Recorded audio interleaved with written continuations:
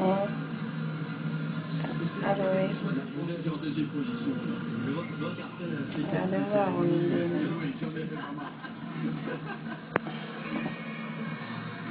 no, alam sabihin. I-refill sa ganyan.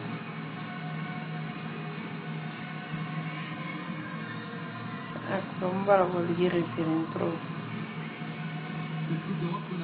Depuis souvent, il corona. Awa. Ok. À tout à l'heure. Anna Bang. Ok.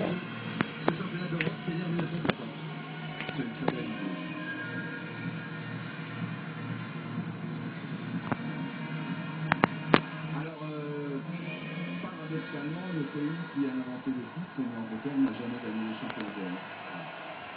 On parle des Anglais à chaque grande compétition, avec vous Arsène, à chaque fois, ils rentrent à la maison. Ils ont gagné la Coupe du Monde en 66, nous sommes en 2012. Ça fait 46 ans qu'ils n'ont pas gagné. Quand on considère qu'il y a une compétition tous les 2 ans, ça fait quand même 23 compétitions de suite, sans aller en finale.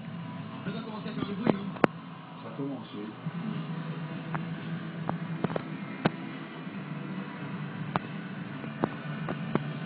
Alors qu'on est en train de...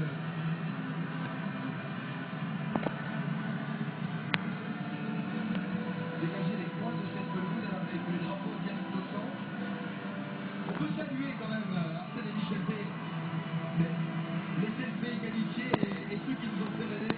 Moi j'ai un vrai faible pour qu'on a vécu ensemble cette équipe irlandaise qui prend 4-0 contre l'Espagne avec 15 000 personnes dans le stade qui chantent jusqu'au bout, jusqu'à la fin du temps additionnel. Au niveau public, c'est le plus bel exemple qu'on a vu. On a un petit placement encore aussi pour l'Allemagne, mais quand même qui a tout au long des éliminatoires et jusqu'en demi produit un football extrêmement attractif et qui une fois de plus, cette génération n'a pas non plus su concrétiser ce qu'elle a produit. Le Portugal, j'ai bien aimé le Portugal qui a eu du mal à rentrer dans la compétition mais qui est monté en puissance au fil des matchs. Je suis d'accord, surtout qu'ils ne sont sortis que sur penalty. Ouais. On a vu les drapeaux de Denis Italie, c'est maintenant le drapeau national avec la bonne ceinture, le drapeau espagnol. À droite, le drapeau italien. Le stade Saint-Étienne, le stade olympique de Vienne, 1060 000 personnes qui est plein. Alors le drapeau de gauche, c'est le drapeau de la passe. Et le drapeau de la droite, dans le football, c'est le drapeau de l'efficacité. L'Espagne, j'ai vu ces journées des Espagnols, ils ont vraiment le respect de la bonne passe. Avec une concentration dingue dans chaque petite passe qu'ils font. C'est remarquable parce que ce sont des joueurs qui ont tout gagné, mais se préparent pour le match en s'appliquant dans chaque geste. Pirlo pourrait jouer avec les Espagnols alors. Ah oui. Parce qu'il a ce souci-là. Les joueurs vont pas tarder à rentrer. Un mot sur la pelouse. Le premier match s'est joué à Nantes sur une pelouse qui n'était pas arrosée. Les Espagnols s'en sont plaints. On vous rappellera que ces deux équipes en match de poule ont fait match nul à partout. Ce soir, il y avait un vrai débat sur est-ce qu'on l'arrose ou est-ce qu'on l'arrose pas. On arrose. On arrose. Alors qu'on découvre, Michel P, la composition de l'équipe espagnole. À côté espagnol, un seul changement, c'est Fabregas qui sera à la pointe de l'attaque espagnole, donc une équipe espagnole qui jouera évidemment sans avant-temps. Sinon, que dire, la muraille avec son gardien de but Casillas, Sergio Ramos pour moi qui est le meilleur défenseur central de cette compétition. Le côté gauche espagnol qui est extraordinaire, le meilleur aussi de l'Euro avec Jordi Alba et puis Iniesta. Voilà, et puis un petit faible pour David Silva qui est vraiment un joueur extrêmement talentueux. La composition de l'équipe italienne, Arsène, c'est du grand classique avec un Mbappé qui fait son retour sur le côté gauche. Oui, et puis je pense surtout, il faut souligner Montolivo qui a gagné sa place pendant la compétition. Il n'y était pas au départ. Et c'est la surprise. Il l'a prévu comme titulaire et il a vraiment fait un grand match contre l'Allemagne. Ricardo Montolivo qui aura devant lui Cassano et Balotelli. Mario Balotelli, auteur de début face à l'Allemagne.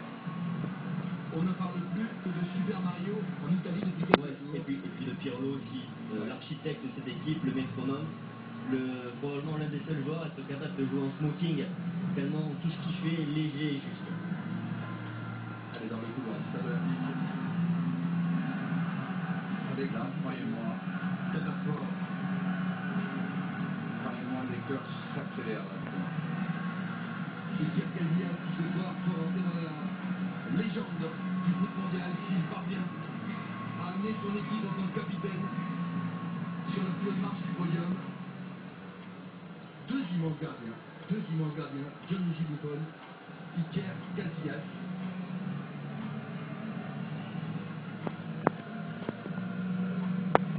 La concentration des Espagnols, Ramos, Sergio Ramos, ils sont là, les joueurs de la France. Espagne, Italie, finale du championnat d'Europe des nations.